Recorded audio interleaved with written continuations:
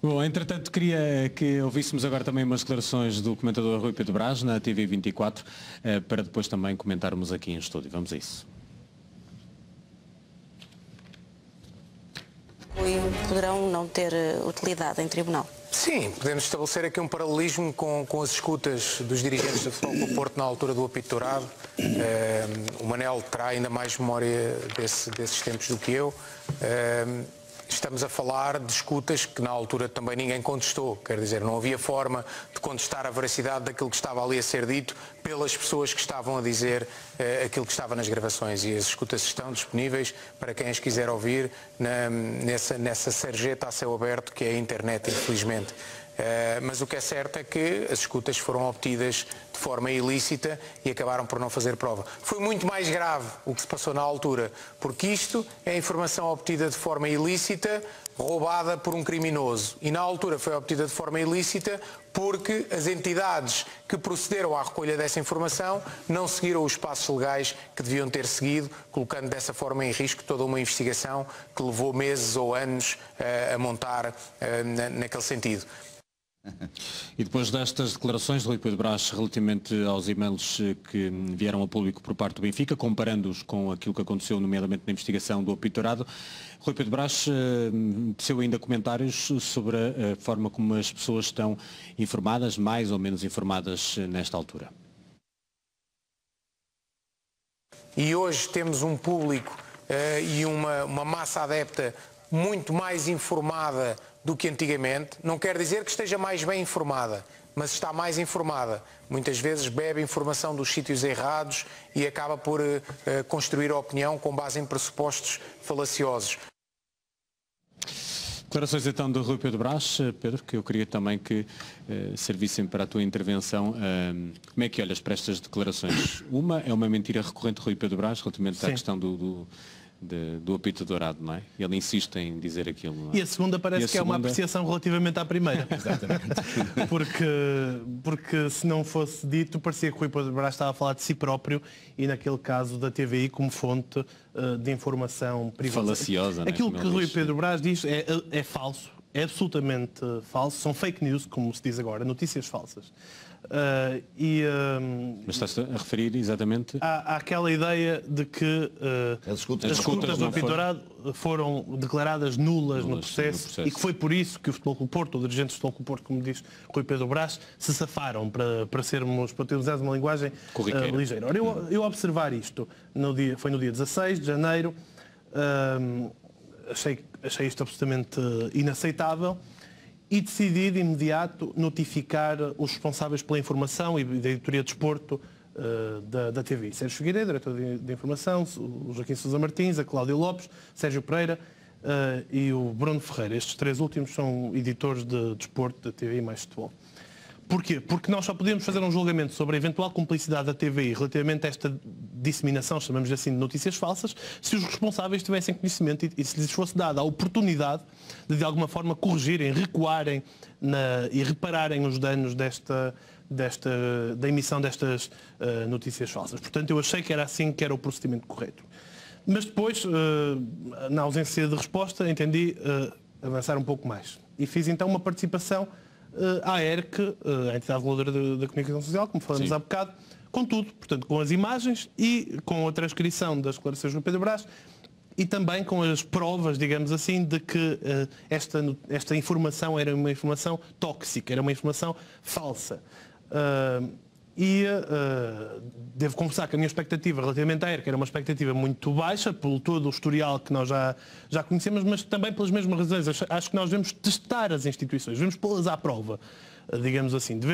Para as podermos criticar, para termos legitimidade para criticar, devemos também colocá-las à prova e dar-lhes a oportunidade, pelo menos, delas fazerem aquilo que é suposto fazer. Então, dizia eu nessa participação. No programa Notícias, 16 de janeiro, cerca de 23h14, emitido na TV 24, à pergunta se for provado que houve realmente esse roubo de informação, esses e-mails poderão não ter utilidade em tribunal, no contexto de um painel de debate sobre a detenção de um hacker alegadamente associado à difusão de e-mails para o Lisboa Benfica, o comentador Pedro Brás respondeu e fiz a transcrição das declarações. Ora, assenta o argumento de Rui Pedro Brás no pressuposto de que os dirigentes do Futebol Clube do Porto foram declarados inocentes no processo apitorado após a nulidade das escutas telefónicas. Portanto, o Sport Lisboa Benfica também não deveria ser punido agora, visto que as evidências dos eventuais crimes cometidos foram obtidas igualmente através de meios irregulares. O pressuposto de Rui Pedro Brás. Tal pressuposto é, no entanto, absolutamente falso, tal como poderão Vossas Excelências verificar nos elementos que anexam esta participação, retirados do livro página tal, onde é republicado o acórdão do Tribunal da Relação do Porto, o processo número processo apitorado.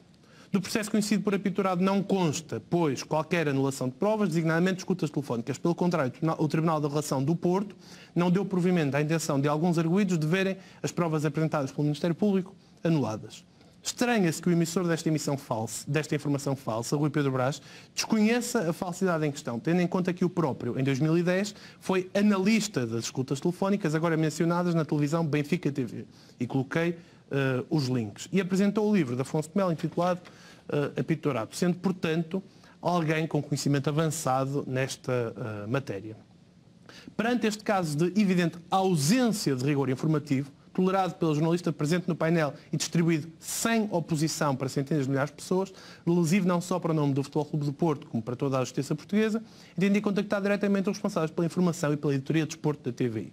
Não obtive, porém, qualquer resposta à minha interpelação. Excelentíssimos senhores, sei que não está no âmbito das competências de Vossas Excelências a pronúncia em relação a opiniões emitidas em órgãos de comunicação social. Porém, o caso em apreço não se trata de uma opinião antes de um facto. A relativização dos factos constitui uma das maiores ameaças à democracia, tem-no dito especialistas um pouco por todo o mundo, e o fenómeno das notícias falsas, densamente propagadas através das redes capilares do universo digital e analógico, acrescentam gravidade a este problema que é de todos nós. Se as opiniões pertencem a cada um, os factos, esses, são comuns a todos. E os órgãos de comunicação social, e aos órgãos de comunicação social cabe a especial obrigação de os preservar.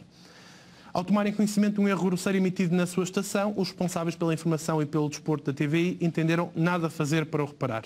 Entenderam não repor publicamente a verdade e endereçaram um pedido de desculpa aos juizados e ao público. Era no mínimo aquilo que se impunha. Por omissão, a TVI esquivou-se à sua obrigação legal e moral de preservar os factos, parecendo-me evidente que, mais do que uma plataforma que tolera a ampla difusão de informação falsa, a estação é cúmplice dessa mesma prática. Posto isto, solicito a apreciação deste caso e apelo à intervenção da entidade reguladora para a comunicação social. Ora, passado 3 ou 4 dias, recebo a resposta da ERC, muito rápido, e logo se verá porque é que foi tão rápido, e diz-me assim a ERC: excelentíssimo senhor, acusamos a recepção da sua participação, a qual mereceu a nossa melhor atenção. Cumpre-nos esclarecer que, nos termos do artigo 26º da Lei da Televisão, o legislador reconhece a todos os operadores televisivos, relativamente aos serviços de programas que disponibilizam, liberdade e autonomia editoriais.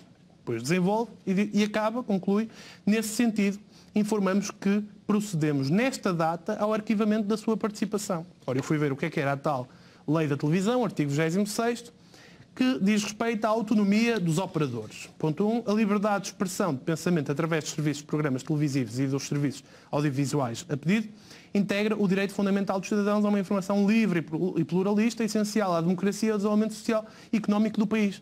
Isto não faz sentido. Portanto, aquilo que a ERC me diz, e nos diz a todos nós, no fundo, porque uma deliberação é uma deliberação não é relativamente a um caso particular, a um pedido particular, mas a um caso concreto que é, neste caso, a emissão de informação falsa por parte da TVI de Rui Pedro Brás, é que, ao abrigo da liberdade, Rui Pedro Brás pode difundir a informação falsa que quiser.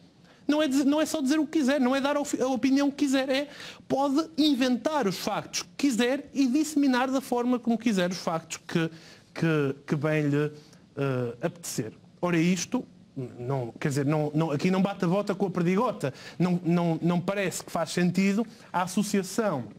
Isto foi assinado pelo diretor executivo da ERC, Pedro Correia Gonçalves.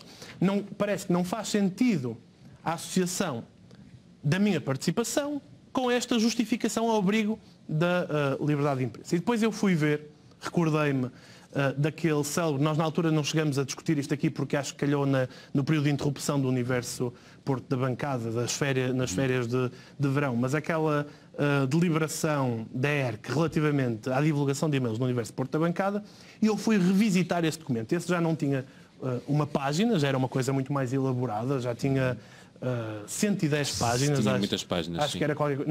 Não sei se a ERC aí já tinha meios próprios ou se fez outsourcing para fazer essa extensíssima e aprofundada apreciação. E o que é que a ERC dizia na altura? Eu vou ler aqui só alguns certos, obviamente não vou ler aquela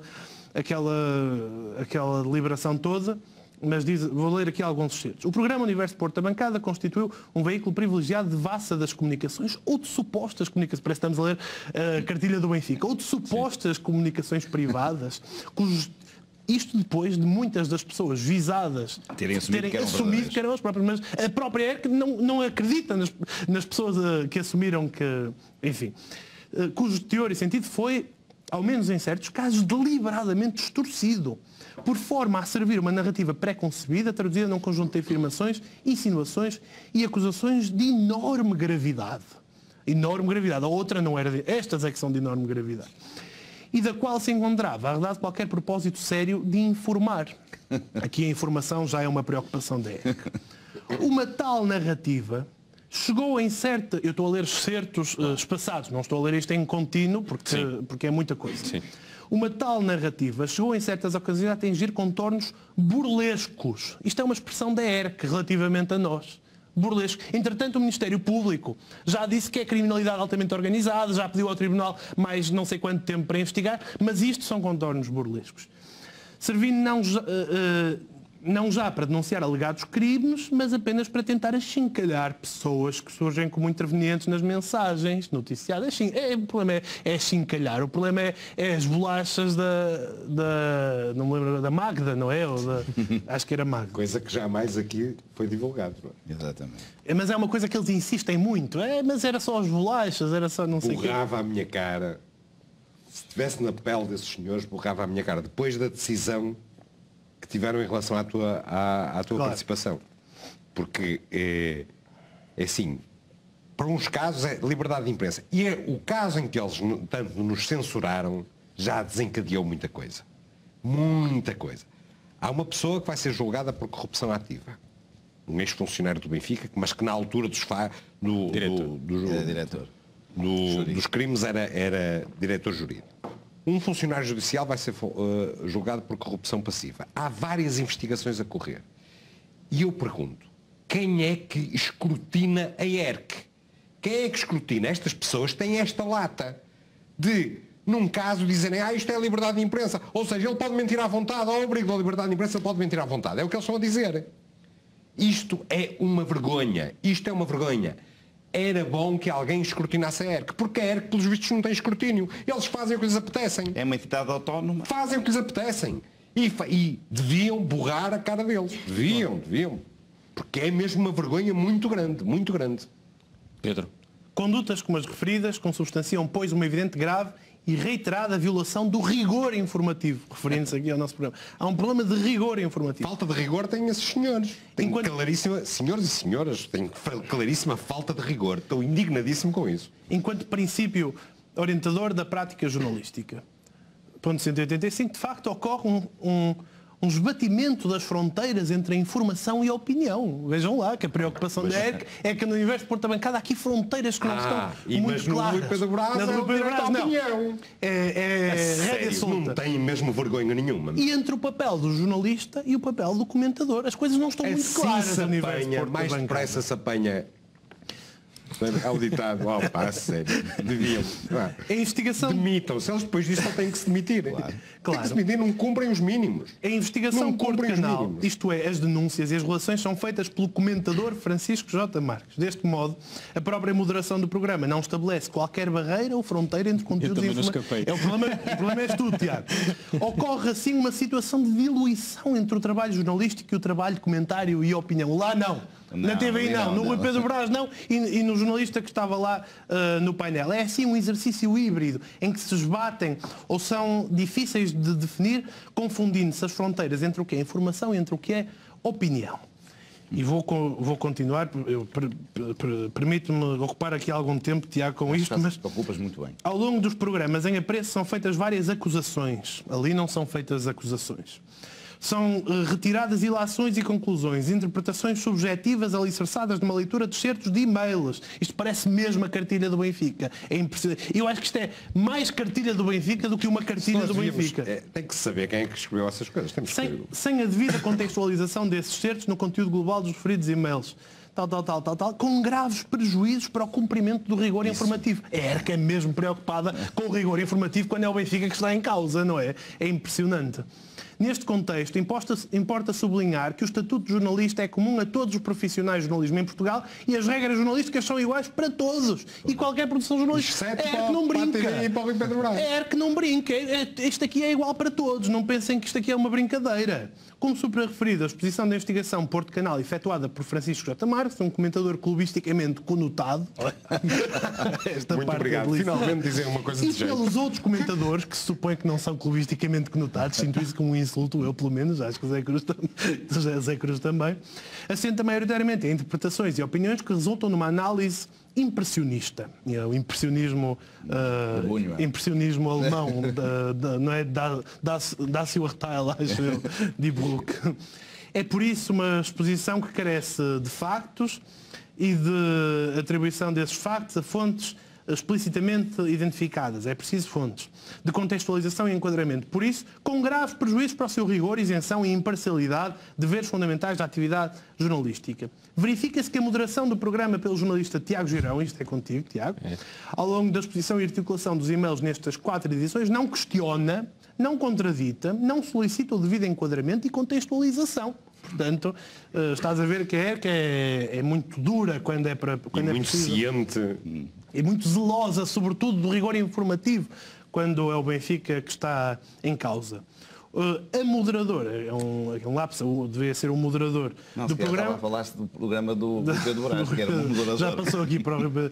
Não cumpre assim a sua função de moderação jornalística ao não procurar contextualizar e enquadrar os e-mails e as matérias discutidas. É preciso mais enquadramento, com prejuízo para o rigor informativo exigível. Ora, isto aqui é uma vergonha, como é evidente. A ERC não tem um pingo de vergonha depois de olhar para o que se passou relativamente ao Rui Pedro Brás e arquivar isso com meia dúzia de linhas num texto feito ali provavelmente num proforma ou qualquer coisa do género, e depois faz este texto longo sobre o universo Porto da bancada. Eu acho que foi o maior despacho de que a ERC já alguma vez produziu foi relativamente a este programa. É absolutamente incompreensível.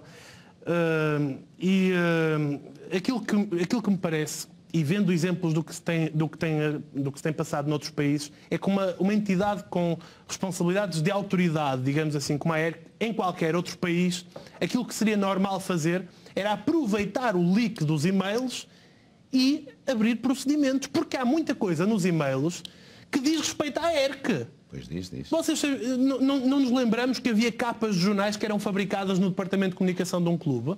E que eram entrevistas fabricadas em que entrevistadores recebiam as perguntas do entrevistado para as fazer. Não havia órgãos de direção de jornais, pessoas em órgãos de direção de jornais que recebiam avanças de um clube de futebol, uma entidade privada, e a ERC não tem nada a dizer sobre isso.